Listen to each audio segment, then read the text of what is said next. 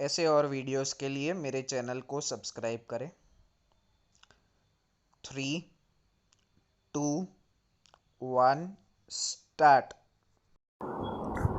We have as one of the items for discussion today a problem which raises fundamental issues of law and justice. Till now, the state has looked upon an offence as a crime for which the offender must pay. Such offences, whether you call them crimes or sins, were regarded as evil and attracted as their inevitable consequence punishment. Punishment was therefore regarded as a consequence of crime and justified in itself. The classic exposition of this view is in the principle an eye for an eye, a tooth for a tooth. Later ages, however, raised the question of the utility or justification of punishment. Critics arose who asked how a murdered person benefited by the slaughter of his murderer. In fact, the only result was the loss of life of two individuals instead of one.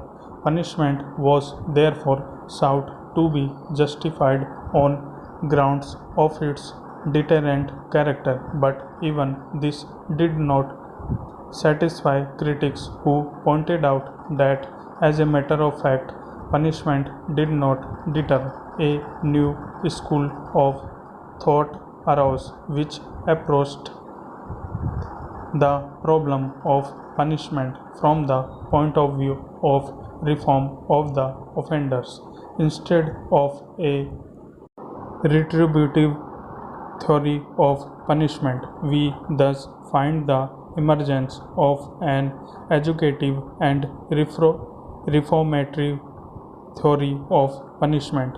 This dispute between the different theories of punishment has not yet been settled, but on one point there is almost agreement among both theorist and practical men of affairs. All agree that in the case of civilians there must be a change of outlook with regard to the punishment. For one thing, young persons without maturity of judgment cannot be held fully responsible for their action.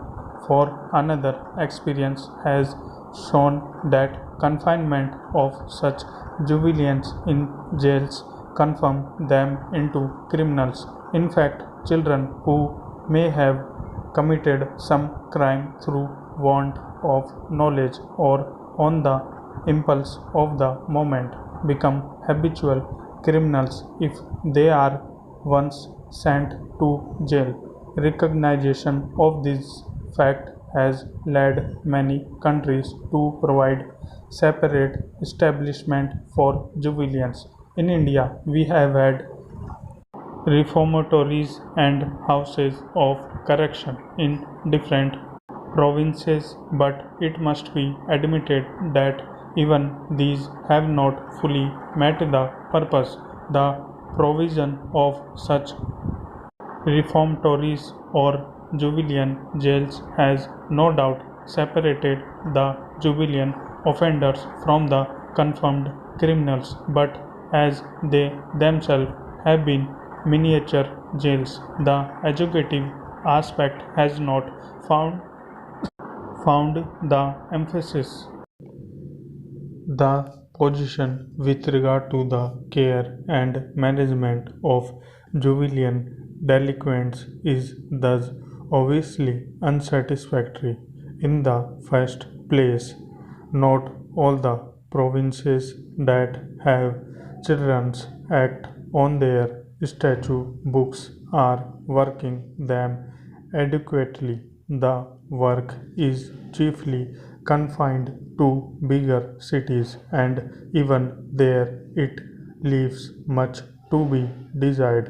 The probation officers have not the requisite training nor have the magistrate of the juvenile courts the required qualifications. The certified schools are not working properly and aftercare is all but non existent.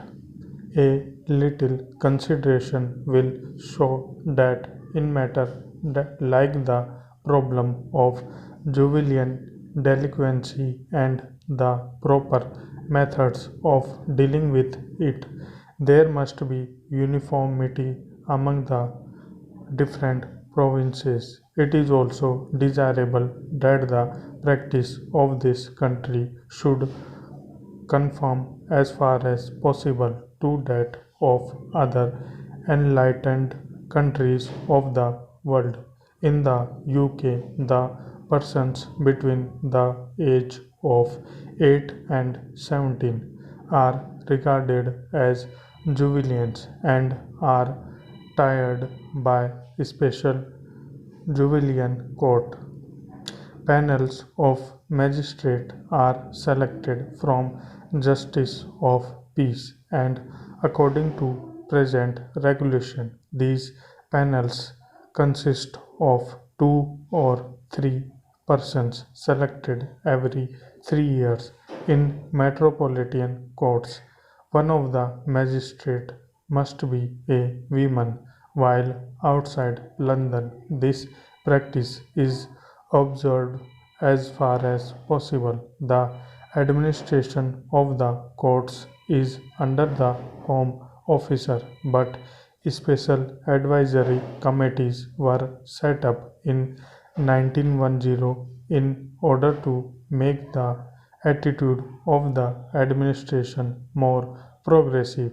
In the past, punishment for the juvenile delinquents was in proportion to the gravity of the offenses, but in recent times the trend is towards the reclamation of the future citizen rather than the punishment of an offender. The changeover from punishment to education is almost complete in the USA and in some of the European countries. In the USA, the upper age limit for juvenile delinquent is 21. Up to the age of 18, the offender is under the exclusive jurisdiction of the juvenile courts, but from 18 to 21, these courts exercise a concurrent jurisdiction with the ordinary courts. The trend of legislation is to make the juvenile courts independent of the ordinary system of criminal justice.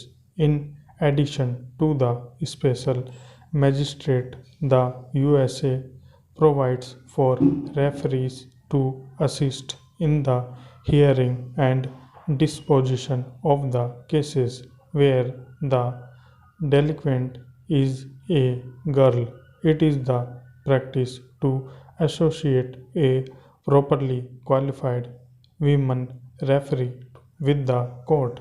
The USA has no advisory bodies, perhaps because social services agencies play an important part in all cases before the juvenile courts.